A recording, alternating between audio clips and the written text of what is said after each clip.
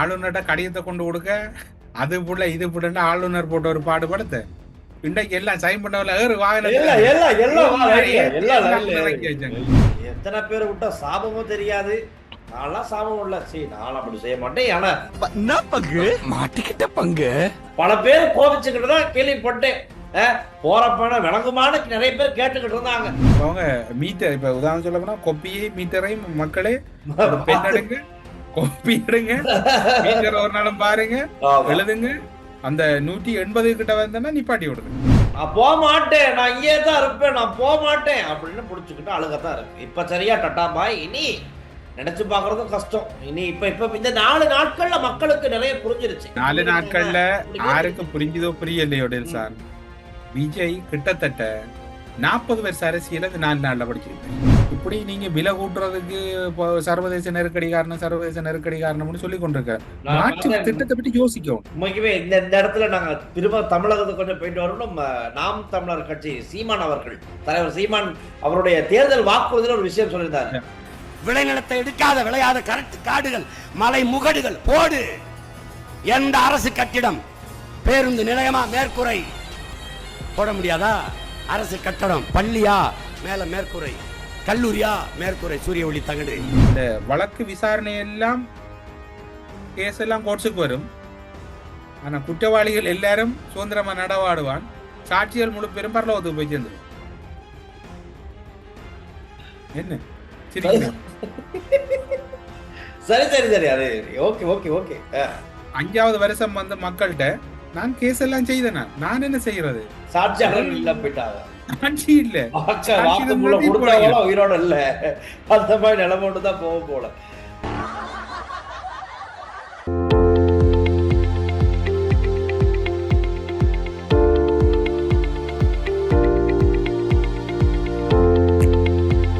ஸ்ரீ காளிமாதா ஜோதிடம். பிரபல ஜோதிடர் பண்டித் மகாராஜா. தொழில், காதல், திருமணம், குழந்தை பாக்கியம் மற்றும் மந்திர சூனிய பிரச்சனைகளுக்கு நிரந்தர தீர்வு. அண்ணா வணக்கம். நீங்க சாப்பிடுறீங்க. நேத்து வாழ்த்து சொல்லி முடிச்சுட்டு நாங்க போயிட்டோம். அதுக்கு பிறகுதான் பெரிய ட்விஸ்டே கொடுத்திருக்காங்க தமிழ்நாட்டுல. அதெல்லாம் பார்த்து சொல்லாம கிரேப்ஸ் அது சரி. வந்தா சுட்டா செத்தா ரிப்பீட், வந்தா சுட்டா செத்தா ரிப்பீட், வந்தா சுட்டா செத்தா ரிப்பீட், வந்தா சுட்டா செத்தா ரிப்பீட். இன்னைக்கு வருவான், சுடுவான், சாவா, ரிப்பீட். முடியல தலைவரே, முடியல தலைவரே. ஆனா நினைக்கிறேன் இன்னைக்கு வாழ்த்து சொல்லலான்னு ஏதோ பெரும்பான்மை நிரூபிச்சுட்டாங்க. நாங்க அதுக்கு வாழ்த்து சொல்லுவோம். இப்போதைக்கு கிடைச்சா நாளைக்கு 3:15 பதவியேற்பு விழான்னு சொல்றாங்க. எல்லாருக்கும் முதல் வாழ்த்து சொன்னது நம்ம 2 பேரும் தான். ஆமா, நாங்க முதலமைச்சரா இல்ல வரமாட்டாருக்குள்ளே நாங்க வருவாருண்டோம். அது சரி. ஆட்சி அமைக்க மாட்டாருன்னா கூட ஆட்சி அமைப்பாருண்டோம். ஆமா, கூட்டணி சரி வராதுக்குள்ள சரி வருமாண்டோம். சரி வரும். நம்மட வாழ்த்து. ஆமா, அப்ப நிறைய பேர் எதிர்மறையான விமர்சனங்களை முன்வைக்கிறாங்க. ரைட், ஏதோ. ஆனா இதே எப்படியோ இப்ப பெரும்பான்மையை காமிச்சாச்சு. 120 ஆசனங்கள் 120 121 இருக்கு. எல்லாருமே ஆதரவு தெரிவிக்கணும்னு சொன்ன எல்லாருமே ஆதரவு தெரிவிச்சுட்டாங்க. திருமாவளவன் அவர்களும் இறுதி ட்விஸ்ட் கொடுத்துட்டாரு. எல்லாம் நல்லபடியா நடந்துருச்சு. இனி விஜய் கையில தான் இருக்கு. சாரி, மாண்புமிகு முதலமைச்சர் சிஎம் ஜோசப் விஜய் கையில தான் இருக்கு. இதுல என்ன பகுதி என்று சொன்னால், ஆளுநர்கிட்ட கடிதத்தை கொண்டு கொடுக்க அது புள்ள இது புள்ளன்னு ஆளுநர் போட்ட ஒரு பாடுபடுத்த இன்றைக்கு எல்லாம் சைன் பண்ணவல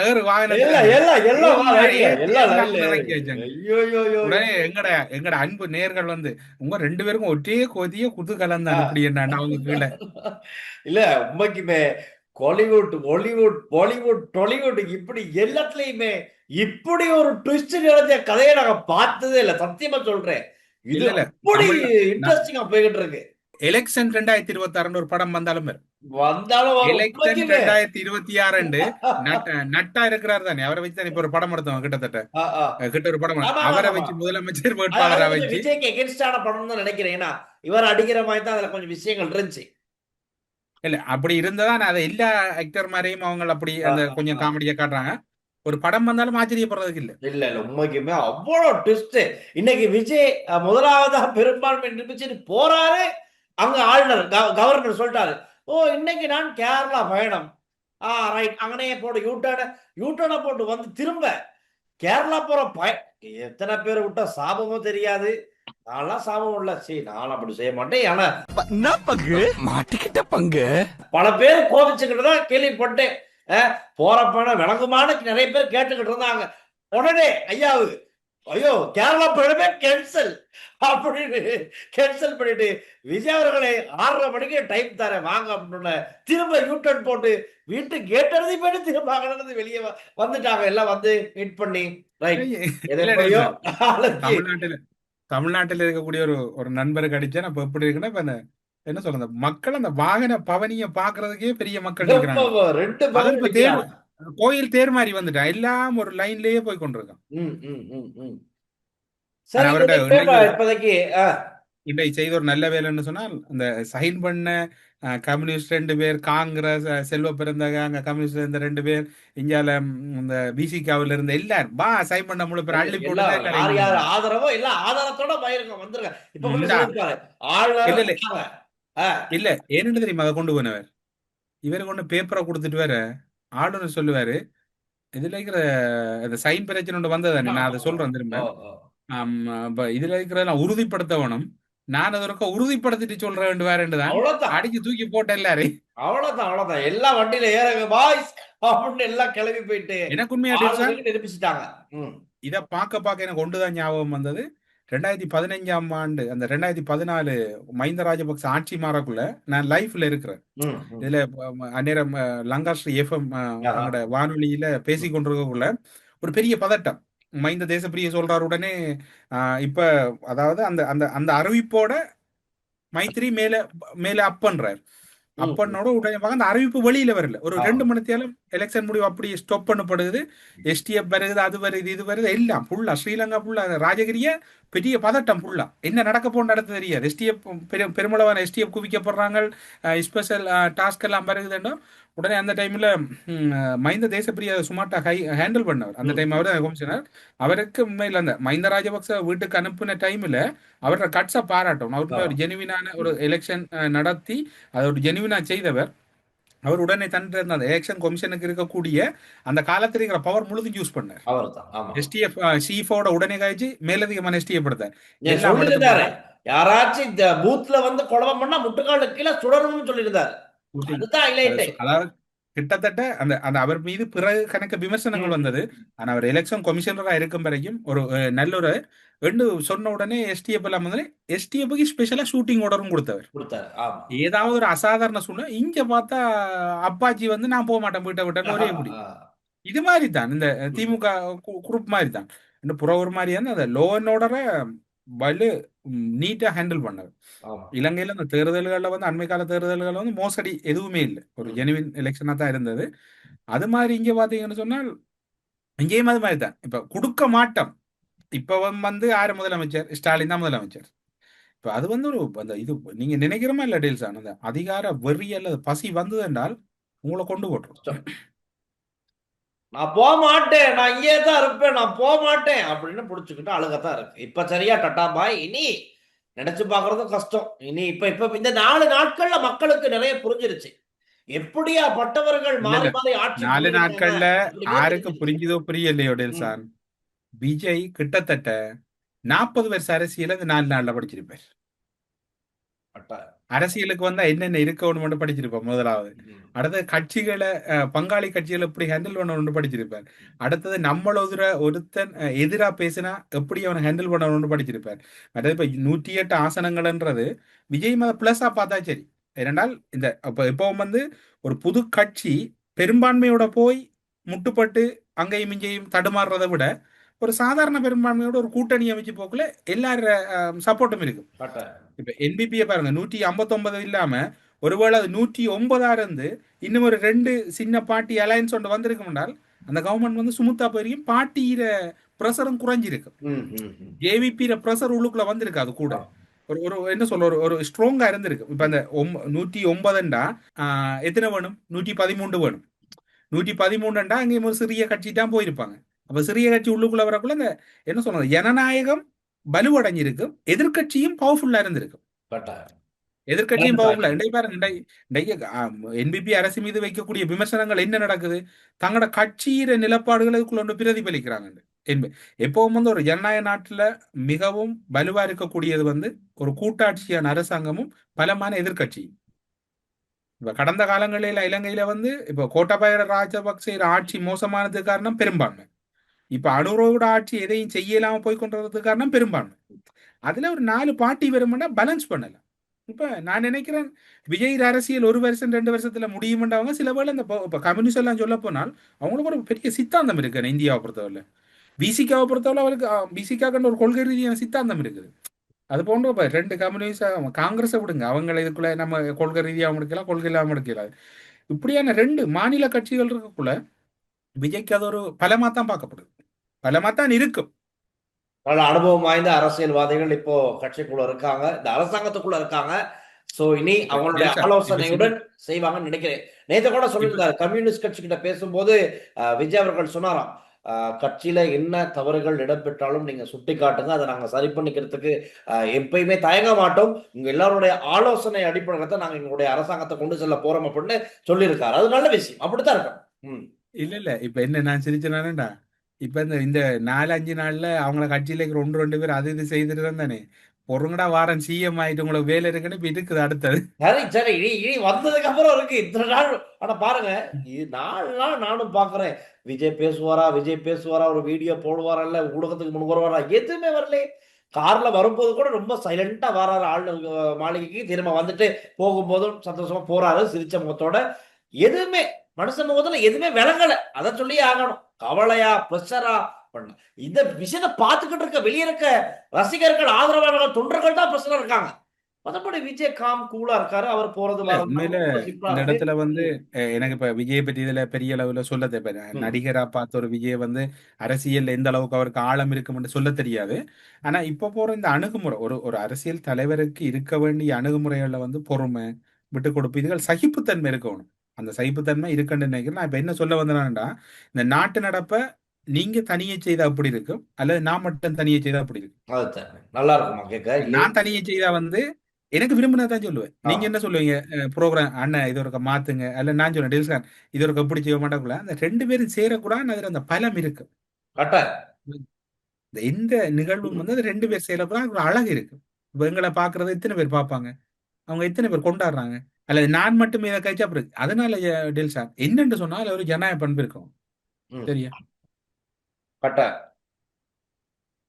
சரிண்ணா, அப்ப எப்படியோ தமிழக அரசு என்ன கொழும்பு பக்கம் ஏதோ ஆமா இருக்கு விஷயங்கள் இருக்கு பேசுறதுக்கு. அங்க ட்விஸ்டுக்கு மேல ட்விஸ்ட் இருந்து ஒரு மாதிரி முடிவுக்கு வந்தாச்சு.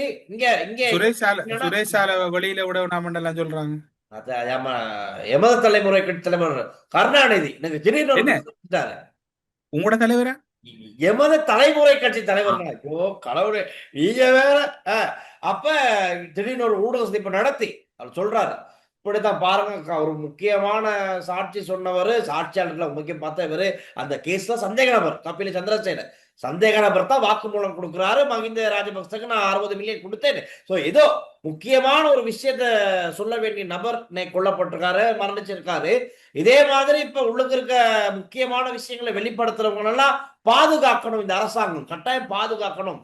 இல்லைன்னு சொன்னா எல்லாரும் அப்படியே செத்து போயிட்டா இங்க வழக்குகளுக்கு என்ன ஆகுறது? அப்படியே எல்லாம் போயிடும். அதனால சுரேஷ் சார் உள்ளுக்கு இருக்காரு, மிக முக்கியமானவர், அவரை உள்ளுக்கே வச்சு பாதுகாருங்க அப்படின்னு கருணாநிதி அவர் சொல்லியிருக்காரு. அப்புறம் இந்த அரசாங்கத்துடைய நல்ல விஷயங்கள் எல்லாம் அவர் சொல்லியிருக்காரு. அதை பார்க்கலாம். மிகப்பெரிய ஊழல்களிலே கைது செய்யப்பட்டவர்கள் பிணையிலே வெளிவந்து பிணை கிடைத்த பிறகு அவர்கள் கொல்லப்படுகிறார்களா, தற்கொலை செய்து கொள்கிறார்கள் என்பது எங்களுக்கு தெரியவில்லை. எனவே அரசாங்கம் ஒரு புதிய சட்டத்தை கொண்டு வர வேண்டும்.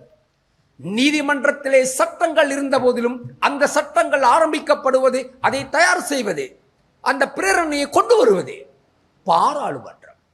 பாராளுமன்றத்திலே 159 ஆசனங்கள் உங்களுக்கு இருக்கின்றது கௌரவ ஜனாதிபதி அவர்களே. எனவே அந்த 159 ஆசனத்தின் மூலமாக, அந்த அதிகாரத்தின் மூலமாக புதிய சட்டத்தை இயக்குங்கள். தனியான ஒரு நீதிமன்றம் ஆரம்பியுங்கள். ஊழல் சம்பந்தமாக இந்த நாட்டுக்கு விரோதமாக செயல்படுபவர்களுக்கும் இந்த நாட்டில் ஊழல் செய்தவர்களுக்கு எதிராக ஒரு தனி நீதிமன்றம் ஆரம்பித்து அந்த நீதிமன்றத்திலே 5 நாள்களும் விசாரணைகளை வைத்து அவர்கள் வழக்கு முடியும் வரை அவர்களுக்கு விடுதலை கொடுக்காமல் அவர்களை சிறைச்சாலையிலே வைத்திருங்கள். அவர்களை பழி வாங்குவதற்கு அல்ல, அவர்களை பாதுகாப்பதற்கு. அவர்கள் உயிர்கள் தேவை. அவர்கள் இறந்துவிட்டால் சாட்சிகள் ஒழிக்கப்படும். எனவே தீயவர்கள் தப்பித்து விடுவார். இந்த நிலை வரக்கூடாது. 21ஆம் தேதி மஹிந்த ராஜபக்ச லஞ்ச ஆணையாளருக்கு வரும்போது, அந்த விசாரணைக்கு வரும்போது, அவரை பாதுகாப்பாக நீங்கள் STF-ஐ வைத்தாவது அவரை சிறைச்சாலையில் வைக்க வேண்டும், அல்லது தனிமைப்படுத்த வேண்டும், அல்லது அவரும் போன பிறகு வீட்டுக்கு அவரும் இறந்து விட்டால் அல்லது ஏதாவது ஒரு கொலை நடந்து விட்டால் என்று கூறினார்களே. ஆனால் எதிர்காலத்திலே இவர்கள் செய்த ஊழல்கள் என்னவாகும்? ஊழல்கள் மறைந்து விடும், அழிந்து விடும், ஒழிந்து விடும். இந்நிலை இல்லாதொழிய வேண்டும். எனவே 21ஆம் தேதி மஹிந்த ராஜபக்ச கட்டாயமாக கைது செய்யப்படுகிறாரோ இல்லையோ அவரை சிறைப்படுத்த வேண்டும். அவருக்கு பாதுகாப்பு கொடுங்கள், அவரை தனிமையாக்குங்கள். அப்படியானால் தான் இது தொடர்ந்து அநியாய அட்டூழியங்களுக்கு ஒரு தீர்ப்பு வரும். ஆனா அதே மாதிரி இப்ப கொழும்புல இன்னைக்கு இன்னொரு கொஞ்சம் இடி விழுந்தமாய் தான். ஆனா ஒரு ஒரு ஒரு பாட்டுக்கு இடி விழுந்தமாய், ஒரு தொகுதி மக்களுக்கு இடி விழுந்தமாய். என்னன்னு சொன்னா 180 யூனிட்ஸுக்கு மேல மின்சார பாவனையாளர்களுக்கு 18% மின் கட்டண அதிகரிப்பு இன்னைக்குல தான் அறிவிக்கப்பட்டிருக்கு. மே மாதம் 11ஆம் தேதி அப்படின்னா நாளாண்டையில இருந்து 180 யூனிட்ஸுக்கு மேல பயன்படுத்துறவங்களுக்கு 18% மின் கட்டணம் அதிகரிப்பு. ஆனா 0லிருந்து 180 யூனிட்ஸ்க்குள்ள பாவிக்கிறவங்க, இப்ப சாமானியர்கள் வீடுகளுக்கெல்லாம் 180 குறைவா தான் வரும். அவங்களுக்கு எந்த விதமான கட்டண அதிகரிப்பும் இல்லை. ஆனா வியாபார நிலையங்கள், கட்டிடங்கள், பெரிய பெரிய கட்டிடங்கள் அப்படி இருக்க 180க்கு மேல யூனிட்ஸ் பயன்படுத்துறவங்களுக்கு 185 என்றாலும் அவங்களுக்கும் அதே ரேட் தான். அதே தான் கட்ட. ஆமா அவங்க மீட்டர், இப்ப உதாரணம் சொல்ல போனா கொப்பியை மீட்டரையும் மக்களே ஒரு பெண் எடுங்க, கொப்பி எடுங்க, மீட்டர் ஒரு நாளும் பாருங்க, எழுதுங்க. அந்த 180 கிட்ட வந்தா நிப்பாட்டி விடுறதுங்க. அதுக்கு பிறகு கரம் பாவிக்காதுங்க, சிக்கனமா பயன்படுத்துங்க. அதுதான் சொல்ல வராங்க. என்னன்னா 3 காரணங்கள். ஒண்ணு, சர்வதேச ரீதியா இப்போ பெட்ரோல் விலை, எரிபொருள் விலை வந்து அதிகரித்து காணப்படுறதுனாலும், அதே மாதிரி இப்போ இலங்கையில மின்சாரத்துக்கான டிமாண்ட் அதிகரிச்சிருக்கு. நிறைய பயன்பாடுகள், இப்ப எலக்ட்ரிக் வெஹிக்கிள்ஸ் எல்லாமே நிறைய அதிகரிச்சிருச்சு. ஸ்ரீலங்காவில் எலக்ட்ரிக் வெஹிக்கிளுடைய பாவனை அதிகரிச்சிருச்சு. அப்ப அதை சார்ஜ் பண்றதுக்கு ஏகப்பட்ட மின்சாரம் தேவைப்படுது. அதோட யூஸ் கூடி இருக்கு. இப்ப அந்த 180 அதுவும் வரும் அந்த வீடுகளும். அதே மாதிரி எனக்கு ஒரு டவுட் என்னடா சார், இப்ப நானும் இதுல சொல்லி கொண்டு நாங்க தான் 2 பேரும் இதே தான் காய்ச்சினாங்க. என்ன சூரிய மின்சாரம், சோலார் சிஸ்டத்தை இவங்கள் அதை கொஞ்சம் ப்ராக்டிஸ் பண்ணலாம இருக்கிறாங்க. அதில் இன்னும் இஷ்யூ இருக்கு. அதில் என்ன நெருக்கடி? அதில் இப்போ தான் சொல்ல போனால் அதில் இப்போ எத்தனையோ மேற்கத்திய நாடுகள் வந்து இப்போ ஹோலாண்டு, மற்றது ஐரோப்பிய நாடுகள், பல நாடுகளில் வந்து அது வந்து ஒரு வெற்றிகரமான தொழில்நுட்பமாக இருக்குது. பிரான்ஸ்லேயே எல்லாம் ஐரோப்பிய பல நாடுகளில் அது ஒரு வெற்றிகரமாக இருக்குது. ஏன் இவங்க அதை பற்றி ப்ராக்டிஸ் பண்ணாமல் இருக்கிறாங்க? அந்த மாதிரியான வழிமுறைகளை இப்ப உதாரணத்துக்கு சொல்ல போனா சார், இப்ப மேலதிகமான வோல்டேஜ் வர சோலார்ல இருந்து பக்கத்துல இருக்கிற டிரான்ஸ்பவருக்கு டிரான்ஸ்ஃபர் பண்ற மாதிரி இப்படி சிஸ்டம் இருக்கு தானே. ஏன் அதை பற்றி ஏன் பிராக்டிஸ் பண்ண? இப்ப ஸ்ரீலங்கா பொறுத்த வகையில எல்லார வீடுகளுக்கு மேல வெயில்லாம் விழுகுது, வெயில்லாம் அதிகமா விழுகுது. அப்ப அதை தொடர்புல ஏன் பிராக்டிஸ் பண்ணாம இருக்கிறாங்க? இந்த கூடுதலா இந்த அரசாங்கம் பல்கலைக்கழகங்களை பயன்படுத்தலாம், பல்கலைக்கழகங்கள்ல இருக்கிற ரிசோர்ஸ்களை பயன்படுத்தலாம். இப்படி நீங்க விலை கூட்டுறதுக்கு சர்வதேச நெருக்கடி காரணம்னு சொல்லி கொண்டிருக்க திட்டத்தை பற்றி யோசிக்கும். உண்மைக்குமே இந்த இடத்துல நாங்க திரும்ப தமிழகத்துக்கு கொஞ்சம் போயிட்டு வரணும். நாம் தமிழர் கட்சி சீமான் அவர்கள், தலைவர் சீமான் அவருடைய தேர்தல் வாக்குறுதியில் ஒரு விஷயம் சொல்லியிருந்தாரு. முழுவதுமா சோழரா மாத்திருமே, சூரிய சக்தியில மின் உற்பத்தி நாங்க செய்வோம் அப்படின்னு சொல்லியிருந்தார். அந்த மாதிரி திட்டங்களை கொண்டு வரலாம். சூரிய ஒளியில் மின்பூங்கா, விளைநிலத்தை எடுக்காத விளையாத காடுகள், மலை முகடுகள் போடு. எந்த அரசு கட்டிடம், பேருந்து நிலையமா, மேற்கூரை, ரோட்ல டிவைடரா அரளி செடியை தூக்கு, அதுல போடு சூரிய ஒளியில் மின்பூங்கா போடு. ஜப்பான்ல கடலுக்குள்ள போடலையா? மிதப்பு மாதிரி போடலையா? போட முடியாதா? அரசு கட்டடம், பள்ளியா மேல மேற்கூரை, கல்லூரியா மேற்கூரை, சூரிய ஒளி தகடு. உன்னால முடியுமா முடியாதா? ஏன் செய்யல? ஆனா கொழும்பை பொறுத்த வரைக்கும் நான் பார்த்திருக்கேன் நிறைய விட. கொழும்பு, நாராயண்பேட்டை, டவுன் ஹால், இப்படி ஹைஃபை ஆன இடங்கள், கொஞ்சம் லெவல்ல ஃபர்ஸ்ட் கிளாஸ் ஆக்கள்லாம் வாழ்ற பகுதிகளில் அங்க வந்து இருக்கு. அங்க வந்து அதிகமான எல்லா வீடுகள்லையும் இந்த சோலார் பேனலை பார்க்கக்கூடியதா இருக்கும். ஆனா நடுத்தர மக்கள் வீடுகள்ல நான் காணக்கூடியதா இல்ல இல்ல. டெல்சான் இப்ப அவங்க உதாரணத்துக்கு வந்து பார்க்கணும். வங்கியில வந்து அவங்களுக்கு ஒரு கடன் திட்டத்தை ஏற்படுத்தி இப்ப மக்கள் வந்து பெரிய அளவான பாவனை இல்லை அவங்களுக்கு வீடுகள்ல அவங்களோட கெப்பாசிட்டிக்கு ஏற்ற மாதிரி ம். ஒரு ஒரு கடன் திட்டத்தை உருவாக்கி அது ஒரு மானிய அடிப்படையில் இப்போ உதாரணத்துக்கு அவங்க குடும்பத்துல சூழ்நிலை கருதி நீங்க ஒரு இலவசம் கொடுக்க தேவையில்லை ஒரு 40% இலவசம் 60% அவங்க கட்டுற மாதிரி எத்தனை நாடுகள் இருக்கு நீங்க எனக்கு இப்ப எனக்கு விளக்கல சில விடயங்களை பார்க்க போனா டெல்சான் இப்ப அரிசி இறக்குமதி செய்யறத பெருமையா சொல்றாங்க தேங்காய் இறக்குமதியை பெருமையா சொல்றாங்க தென்னை மரம் முழுதுக்கும் ஒரு நோய் வருது ஒரு கருப்பு நோய் உண்டு கிட்டத்தட்ட ஒரு 4-5 மாதம் அந்த நோய் வருது அந்த நோய் வந்தா தேங்காய் வந்து உற்பத்தி வந்து குறையுது அந்த அந்த நோயை கட்டுப்படுத்துறதுக்கு தென்னை பயிற்சி அமைச்சு என்ன செய்யுது ஒரு பெரிய அமைச்சு இருக்கு இலங்கையில் ஒரு அமைச்சு இருக்கு என்ன குருநாகல் மற்றும் வடக்கு கிழக்குல எல்லாம் கணிசமான தேங்காய்கள் என்ன நடக்குது தென்னை மரம் புல்லா கருப்பாகுது வெள்ளாமை செய்யணும்னு சொன்னால் புதுவிதமான நெல் அறிமுகப்படுத்துங்க எத்தனை விதமான நெல் குறுகிய கால நெல் இப்போ உதாரணத்துக்கு சில இடங்கள்ல வந்து 3 போகம் செய்வாங்க மாறி போகம் கால போகம் இடப்போகம் உண்டு இப்ப இதுல அந்த நெல்லுகள் உற்பத்தி மற்ற குளங்களை புனரமைச்சு நீங்க என்ன சொல்ற உங்களோட கொள்கையை வந்து உள்நாட்டு உற்பத்தின்றது நீங்க இப்ப சர்வதேசத்துல பொருளுக்கு விலை கூடுது அது கூடுது இது கூடுதுன்னு பெட்ரோலை இல்லாம நம்ம குடிச்சிட்டு இருக்கிற மக்கள் வசதி வாய்ப்புகள் இருக்கு, அதை சரியா பயன்படுத்திக் கொள்றாங்களா இல்லன்னு தான் முதலாவது டெல்சான் இப்ப நானும் நீங்களும் என்ன செய்யறோம் எனக்கு தெரியாது உங்கள்ட்ட கேட்கிறோம் உங்களுக்கு தெரியாது என்னட்ட கேட்கிறோம் 2 பேருக்கும் discuss தெரியாத பண்ணி ஏதோ ஒரு நாங்க நிகழ்ச்சி செஞ்சிடறோம். எங்கட எடிட்டர் சொல்றதையும் நாங்க எவ்வளவு ஆமா, ரெஸ்பான்ஸ் ஆமா. பண்றோம் அவங்க சொல்றாங்க இப்படி செய்யுங்க இந்த இதை பேசுங்கண்டா அப்ப அது மாதிரி நாங்க எல்லாரையும் எடுத்து நாங்க இந்த ப்ரோக்ராம் வெற்றிகரமா கொண்டு வரோம் இந்த ஒரு ஒரு ஒரு மக்கள்ற ப்ரோக்ராமே இவ்வளவுக்கு வரணும்னு நாங்க இவ்வளவு சிந்திக்கிறோம்டா ஒரு நாட்டை வச்சிருக்கிற நீங்க 189 பேரை வச்சுட்டு 9 பேர் வேலை செய்யற 180 பேர் என்ன ரிசோர்ட்லயா படுத்து கிடக்குறது இல்ல யதார்த்தமான விஷயம் டெல்சான் ஒரு நாட்டுல பொருளாதாரம் கூடுறது குறையிறது வளமை அதை கட்டுப்படுத்துற மெக்கானிசம் உங்களுக்கு தெரிஞ்சிருக்கணும் என்ன கரெக்டா. இடை பார்லிமெண்ட்டை கூப்பிட்டு எதிர்க்கட்சி ஆளுங்கட்சி எல்லாம் சேர்ந்து வாங்க மக்கள் சுமையில குறைக்கிறதுக்கான ஒரு கமிட்டியை போடுவோம் ம். பொருளாதார சுமையை குறைக்கிறதுக்கு ஒரு கமிட்டியை போடுவோம் குழுக்களை உருவாக்குங்களேன் எல்லாம் என்பிபி தான் செய்யணும்னா என்னண்டு செய்ய போறீங்க நீங்க உங்கள்ட்ட இருக்கிறவனுக்கு மேலையும் வேலை செய்யல கீழையும் வேலை செய்யல நோ தப்பாகுதுண்ணா.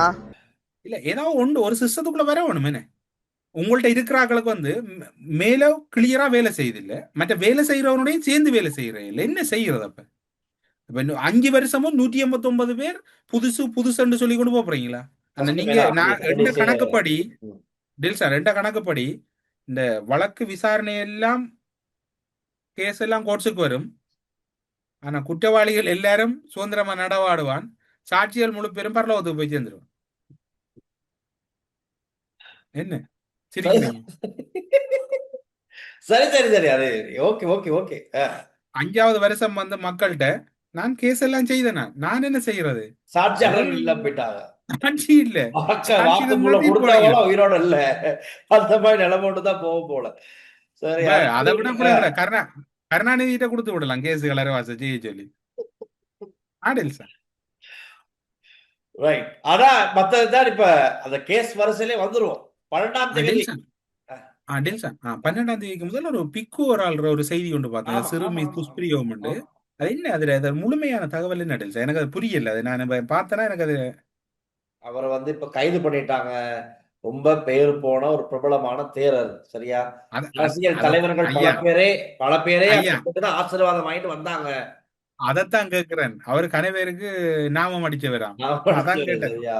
ஆனா இவரு கடைசியில ஒரு 15 வயது சிறுமியுடைய வாழ்க்கையில விளையாண்டுருக்காரு தவறுதலா, சரியா? இது ரொம்ப சொல்றதுக்கு ஒரு மாதிரினா ஐயோ ஏன் கேட்குறீங்க இதெல்லாம், நான் சொல்லாம விட்டாலும் தப்பு. ஆனா நாங்களும் எதிர்பார்த்தோம், பார்ப்போம் என்ன நடக்குதுன்னு பார்ப்போம். இப்ப தேரர்கள் எல்லாம் கொந்தளிச்சாங்க கொஞ்ச நாளா, தேரர்களை அவமதிக்குது, தேரர்களை வேணும்னு இந்த அரசாங்கம் பழி வாங்குது, வீண் பழி சுமத்துது. எதுக்கு? கண் முன்னுக்கு நடக்குது. ஒரு உயரிய இடத்துல இருந்த ஒரு தேரர், பல அரசியல்வாதிகள் பல பக்தர்கள் எல்லாம் ஆசீர்வதிச்சு அனுப்பின தேரர் தேடி போவாங்க, அரசியல் தலைவர் தேடி போயிட்டு தான் அவரை சந்திச்சு தான் வருவாங்க. அப்படியான ஒருத்தரை வந்து என்ன இப்படி அசிங்கமான வேலைகள் செஞ்சதுனால மாட்டிக்கிட்டார். சரி, நேற்று போயிட்டு வைத்தியசாலையில சிகிச்சை பெற்றுக்கிட்டு இருக்க நேரம் கைதாயிட்டார், கைது பண்ணிட்டாங்க. இப்ப இலங்கையில ஒரு கட்டித்தனம் என்னன்னு சொன்னா டெல்சான் குற்றம் செய்தா உடனே வருத்தம் வந்துடும். வருத்தம் வந்துடும். அரசியல்வாதிகள்ட்ட அது இல்லையா இருக்கு. அவங்க கொடுத்த அந்த முன் உதாரணம் தான் அது எல்லாரும் பின்பற்றுறாங்க. நாங்க பின்பற்றலுமா? நாங்க நாங்க இல்ல செய்யலுமா? இல்ல டேல்சான் அப்படி இல்லையே. நாங்க குற்றமே செய்ய மாட்டோமே. அது சரி. பயம் எங்களுக்கு. ஆ, நாங்க சாதாரண மக்கள் என்ன. நம்ம பயப்படுவோம். அப்படித்தான் இருக்கு. ஆனா ஒன் கண்ட்ரி ஒன் லோ பேர் அது மட்டும் இருக்கும். நாளைக்கு எங்களை உருவாக்கிய எங்களோட வாழ்நாள்ல மறக்க முடியாத அம்மாக்களின் அந்நியர் தினம், மதர்ஸ் டே. ம். எல்லா அம்மாக்களுக்கும் உங்களோட எங்களை கொண்டாடுற எல்லா அம்மாக்களுக்கும் கட்டாயம். எங்களுடைய அந்நியர் தின வாழ்த்துக்கள். அந்நியர் தின இந்த வாழ்த்துக்கள் பூமி பந்தில எல்லாருக்கும் சந்தோஷமான அந்நியர் டெல்சான் தின சொல்லுங்க. உங்களுக்கும் அம்மாமார் உங்களை நேசத்தோட பாசத்தோட கட்டாயம், பாக்குறவங்க. கட்டாயம். ஆசைப்பட்ட எல்லாத்தையும் காசு இருந்தா வாங்கலாம். அம்மாவை வாங்க முடியுமா? அந்த வரியோட தான் சொல்றதுக்கு இருக்கு. எல்லா அம்மாமாருக்கும் அந்நியர்களுக்கும் அன்பான பண்பான பாசமான அந்நியர் தின நல்வாழ்த்துக்கள். எல்லாரும் சந்தோஷமா இருக்கணும். இன்னும் சந்தோஷமா வாழணும். அதான் சொல்றது. இந்த நேரத்துல ஒரு தயவான வேண்டுகோள் டெல்சான்.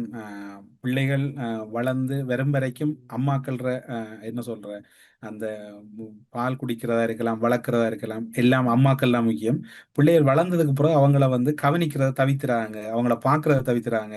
உங்களுக்கு 1000 வேலை இருந்தாலும் ஆக குறைஞ்சது ஒரு நாளைக்கு ஒரு தரமாவது போன்லயாவது கதைங்க. பக்கத்துல இருக்கிறவங்க போய் பாருங்க. அவங்கள வயசு போயிட்டு அவங்களால நடக்க முடியாத டைம்ல அவங்கள எல்டர் ஹோம்ல கொண்டு விடாதங்க. அவங்களும் நீங்க வாழ வேணுமென்று தங்களோட வாழ்க்கையை உங்களுக்காக தியாகம் பண்ணவங்க. அவங்களோட வாழ்க்கையில சந்தோஷம் இல்லாம வாழ்ந்துறாங்க. எனக்கு பல தொலைபேசி அழைப்புகள் கிடைச்சதால சொல்றேன் டெல்சான். பல அம்மாமார் கண்ணீரோட இருக்கிறாங்க. பக்கத்து வீட்டுல இருக்கிற ஒரு தாயை கண்டா அம்மாண்டு போய் கட்டி பிடிக்கிறீங்க. உங்களோட அம்மாவை கண்டா கதைக்காம போறீங்க. என்ன வாழ்க்கை? அந்த வாழ்க்கையில இருந்து வெளியில வாங்க. ஒவ்வொரு பிள்ளைகளும் வந்து நாங்க சொல்லி நீங்க ஒண்ணு திருந்த தேவையில்ல. நாளைய நாள்லயாவது அம்மாக்களை எப்படி பார்க்கணும்ன்றது இருக்கு. உங்களுக்கும் ஒவ்வொரு ஆளுக்கும் ஒரு குழந்தை இருக்குது. அந்த குழந்தைகள் உங்களை எப்படி பார்க்கும்ன்ற யோசிங்க. ஒரு குட்டி கதை தான் டெல்சான். நான் கதை சொல்லலாம்னு நினைக்கிறேன். ஒரு வீட்டுல வந்து அம்மா அந்த பிள்ளை போய் திடீரென்று சாப்பிட்ற டைம்ல கிச்சன்ல இருந்து ஒரு பிளேட் எடுத்திருக்குது. அந்த பிளேட் வந்து கீழே தான் இருந்திருக்குது. அப்ப அந்த பிள்ளையிட தாய் சொல்லியிருக்கிறா, வந்து இது அம்மம்மாக்கு சாப்பாடு அப்பம்மாக்கு சாப்பாடு கொடுக்கறது அதை கீழே வையண்டு. அதை ஒவ்வொரு நாளும் சாப்பிட்டு அந்த இடத்துல அந்த தட்டு வைக்கிறான், அவங்கள்ட்ட சாப்பிட்ற பிளேட்டை வைக்கிறான். அப்போ ஒரு நாள் வந்து அப்பம்மா இறந்துட்டேன். அப்பம்மா இறந்ததுக்கப்புறம் அந்த தட்டை இவங்க அஹ், தூக்கி எறிய வலிக்கிட்டு இருக்கிறாங்க. தூக்கி எறிஞ்சிட்டாங்க.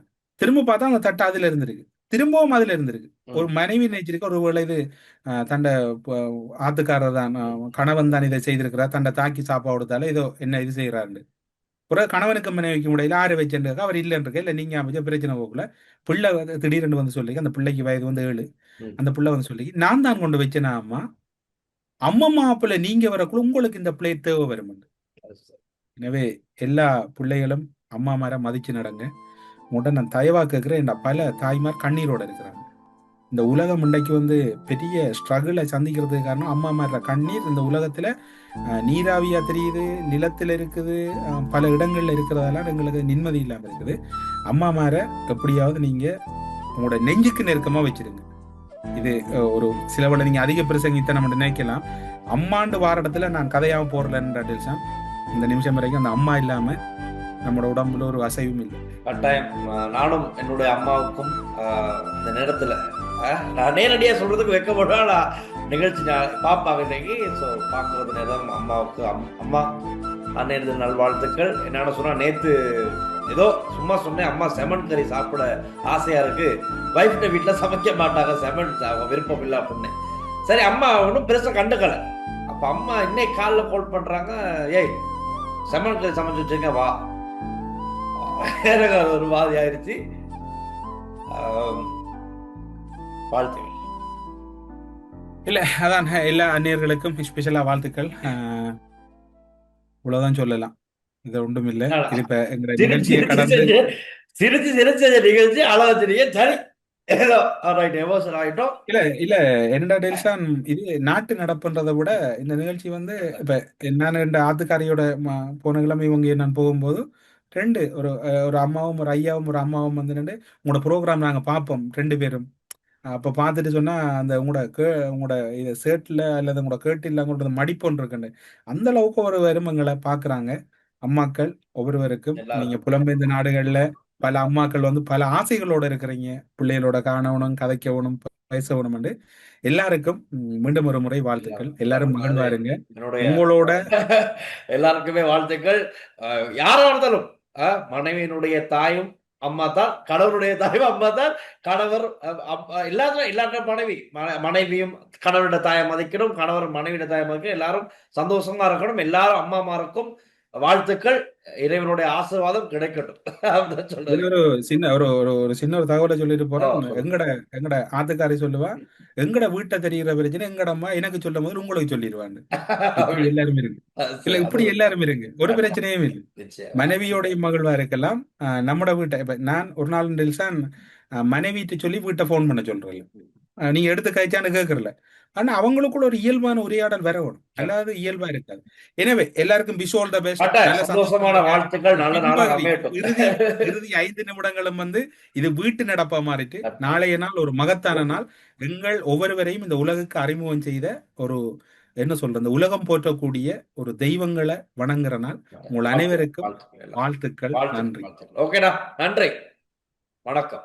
ஸ்ரீ காளிமாதா ஜோதிடம் பிரபல ஜோதிடர் பண்டித் மகாராஜா. தொழில், காதல், திருமணம், குழந்தை பாக்கியம் மற்றும் மந்திர சூனிய பிரச்சினைகளுக்கு நிரந்தர தீர்வு.